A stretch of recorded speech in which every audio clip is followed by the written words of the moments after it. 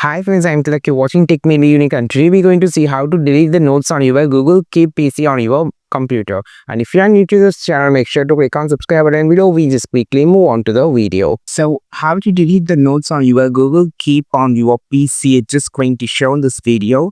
To delete the notes on your Google Keep PC, so first of all, you just need to click on this three dot option on any PC, any notes, so you just need to delete it. Then you have this option called delete note. Click on this and this will delete the notes and it will be on the trash, so you can easily recover if you just need it. And if you just need to delete multiple notes, select the note first. So we're just going to select some of the notes here.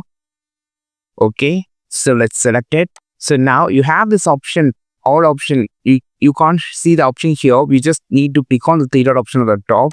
And here you have this option called delete note. Click on this. So this will delete and put it on the trash. This is how you just select multiple notes and you can just delete it on a single click. I think this video helped you a lot. Like this video, share this video, subscribe this channel. We will meet our next video with the super valuable content. This is Tilak signing off from Tech Maybe Unique. Have a wonderful and beautiful day.